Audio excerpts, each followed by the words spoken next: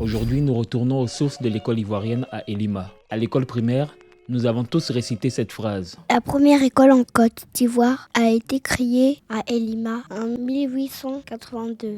Mais nos livres d'histoire n'en disent pas plus. 1. Les balbutiements, 1882-1887. Rappelez-vous, nous sommes en 1882. À cette époque, on ne parlait pas encore de colonie de Côte d'Ivoire.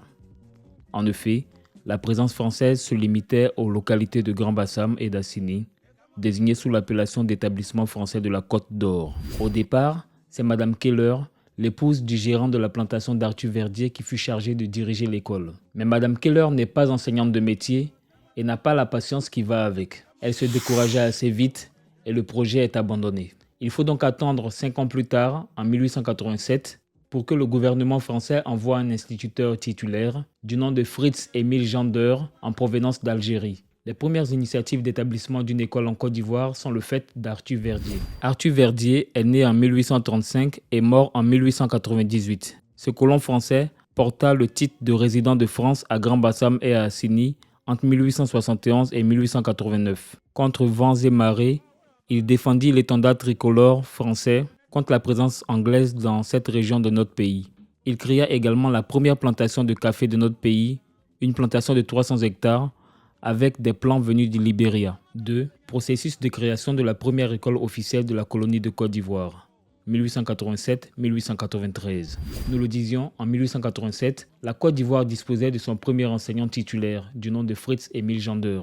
Mais par la suite, le choix de l'emplacement de la future école fut une affaire assez compliquée. Initialement, Arthur Verdier envisageait de construire l'école à Krendiabo, la capitale du royaume d'Assini, en raison de sa population importante. Cependant, le décès du roi Amon Doufou, avec qui Verdier avait de bonnes relations, va causer des complications. Suivant les dires de Verdier, son successeur Akassi Mandou voulut le tenir éloigné des sacrifices humains qui alimentaient les funérailles royales et qui devaient s'étendre sur plus de 6 mois. En fin de compte, Akassi Mandou refusa l'implantation d'une école au sein de sa capitale Krendiabo, malgré les insistances des Français. Où aller donc? Finalement, avec l'accord des chefs du village d'Elima, la première école a été officiellement implantée là-bas.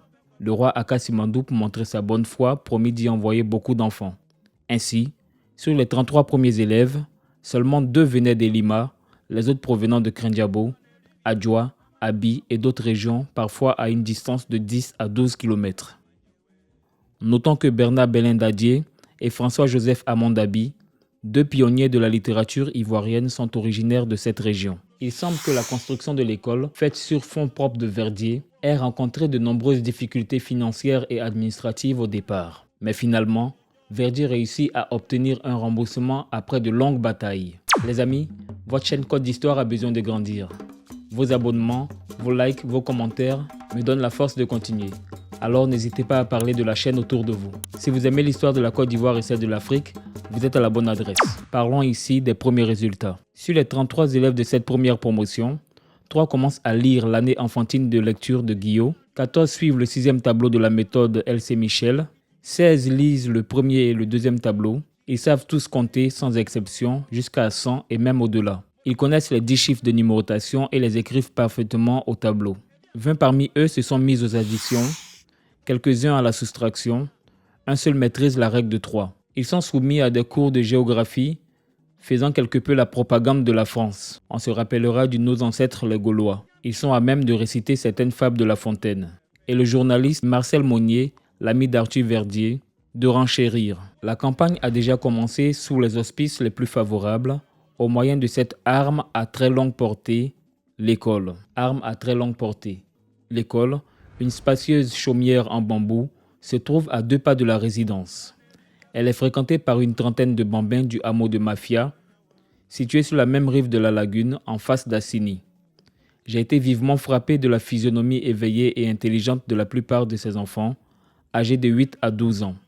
Le plus grand nombre parlent et écrivent assez correctement notre langue, savent suffisamment leurs 4 règles pour résoudre de petits problèmes d'utilité courante. La tenue des cahiers n'est pas inférieure à ce que l'on obtient des enfants du même âge dans la plupart des écoles primaires d'Europe. Ce résultat remarquable est dû en entier aux efforts et à la patience de l'excellent instituteur colonial M. Jander.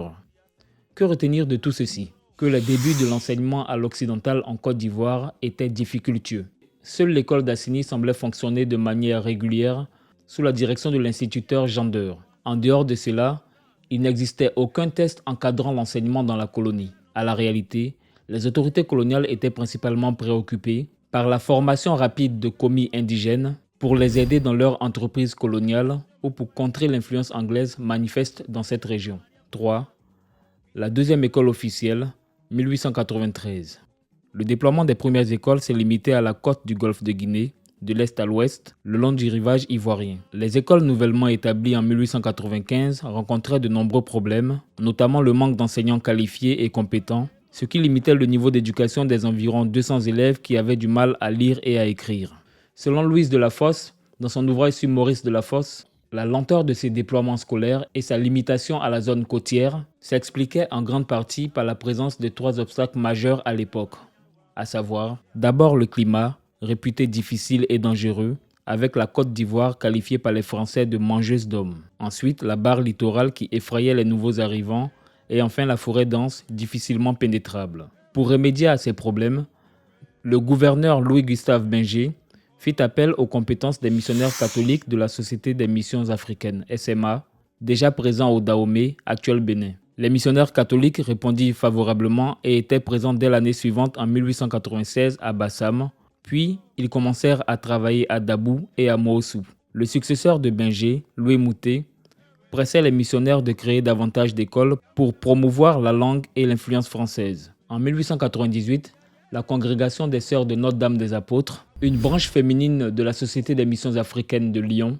arriva à Grand Bassam et ouvrit la première école pour filles en Côte d'Ivoire. Le 12 février 1900, une convention fut signée entre le gouvernement colonial et les missionnaires catholiques à Grand Bassam. Cet accord peut être considéré comme le premier acte officiel régissant l'enseignement en Côte d'Ivoire. Il stipulait que les écoles de la Côte d'Ivoire étaient ouvertes aux enfants âgés de 6 à 15 ans avec une mesure transitoire de 3 ans jusqu'à 16 ans. L'enseignement devait être divisé en 3 niveaux, à savoir le niveau élémentaire, le niveau moyen et le niveau supérieur, et était obligatoire dans toutes les écoles disposant d'un enseignant européen. En 1901, sur une population de 2 millions d'habitants, seulement 0,01% des enfants étaient scolarisés. En 1902, la colonie ne comptait que 350 élèves scolarisés, bien que des progrès aient été réalisés dans les régions du Baoulé et de Kong.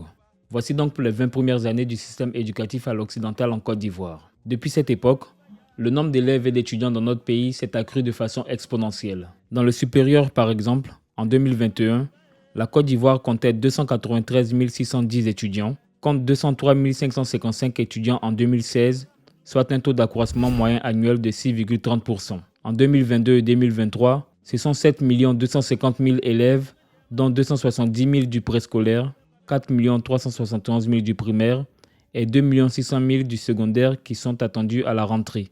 Les amis, en termes de vestiges, il ne reste pas grand-chose d'Elima. Petit à petit, les gens ont commencé à s'intéresser à Elima. Les Ivoiriens ont commencé à visiter Elima. Mais je vous assure, il y a des Ivoiriens qui ont pleuré lorsqu'ils sont arrivés à Elima. Mais à l'occasion de vos loisirs à Assini, vous pouvez toujours y faire un détour, vous serez accueillis par des bénévoles. De la sorte, vous apporterez un boost au tourisme dans notre pays. À bientôt.